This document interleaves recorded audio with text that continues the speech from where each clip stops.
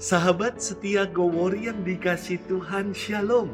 Hari ini adalah Rabu 10 Juni 2020. Kita akan bersama-sama mendengarkan firman Tuhan dari Matius 5 ayat 17 sampai dengan 19. Mari kita siapkan hati kita untuk mendengarkan warta kabar sukacita Tuhan. Haleluya, haleluya. Haleluya. Tunjukkanlah lorong-Mu kepadaku ya Tuhan. Bimbinglah aku menurut sabda-Mu yang benar. Haleluya, haleluya, haleluya. Tuhan bersamamu dan bersama rohmu. Inilah Injil Yesus Kristus menurut Santo Matius, dimuliakanlah Tuhan. Yesus bersabda, "Janganlah kamu menyangka bahwa aku datang untuk meniadakan hukum Taurat atau kitab para nabi. Aku datang bukan untuk meniadakannya, melainkan untuk menggenapinya. Karena aku berkata kepadamu, sesungguhnya selama belum lenyap langit dan bumi ini, satu iota atau satu titik pun tidak akan ditiadakan dari hukum Taurat sebelum semuanya terjadi. Karena itu, siapa yang meniadakan salah satu perintah hukum Taurat sekalipun yang paling kecil dan mengajarkannya demikian kepada orang lain, ia akan menduduki tempat yang paling rendah di dalam kerajaan surga. Tetapi siapa yang melakukan dan mengajarkan segala perintah-perintah hukum Taurat, ia akan menduduki tempat yang tinggi di dalam kerajaan surga." Demikianlah Injil Tuhan. Terpujilah Kristus. Sahabat setia Gowori yang dikasih Tuhan, Shalom. Awal saya bertugas di Jakarta banyak dan penuh dengan cerita. Salah satu kisah yang paling saya ingat dan berkesan adalah ketika saya sedang pasang wallpaper di kantor saya. Ada seorang anak UMK yang datang dan bertanya kepada saya, "Mas, Romonya di mana ya?" Lalu saya spontan menjawab, "Lah ini." Terkadang memang dalam benak kita tersimpan potongan atau gambaran seorang imam. Biasanya gambarannya adalah seorang imam itu tua, pakai sepatu pantofel, celana bahan, dan lain-lain. Coba lihat potongan saya. Silakan jawab dalam hati masing-masing.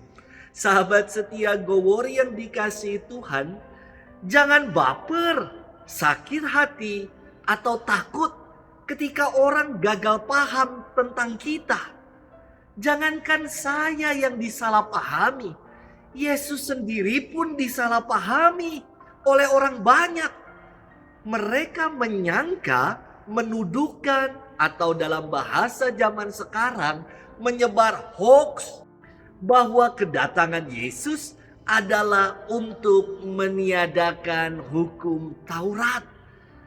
Ini memang jahat karena prasangka ini menggiring banyak orang Yahudi untuk memusuhi, membenci, dan melawan Yesus.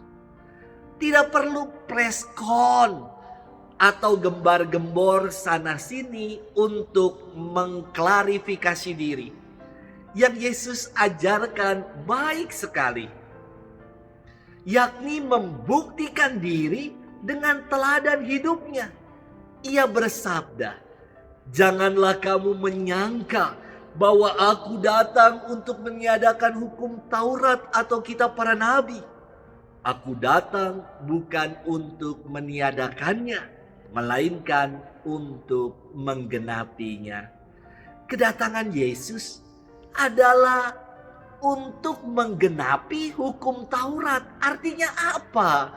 Kedatangannya sungguh menjadi penyempurna, perwujudan, dan penggenapan segala hukum Taurat dan kitab para nabi.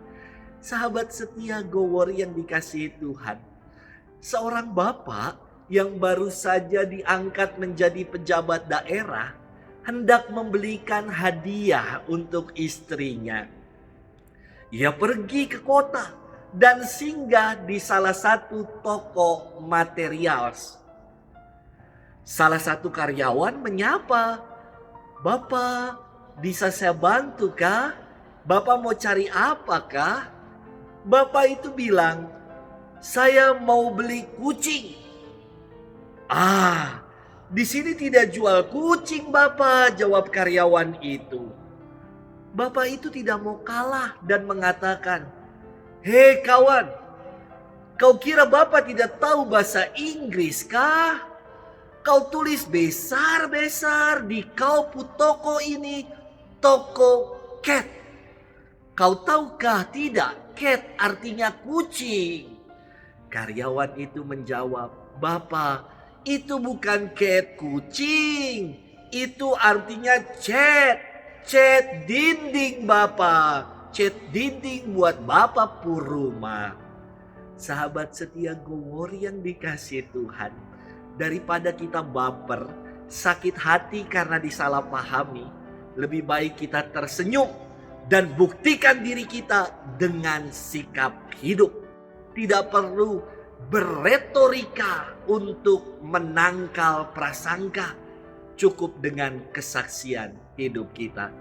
Tuhan memberkati kita sekalian di dalam nama Bapa dan Putra dan Roh Kudus. Amin.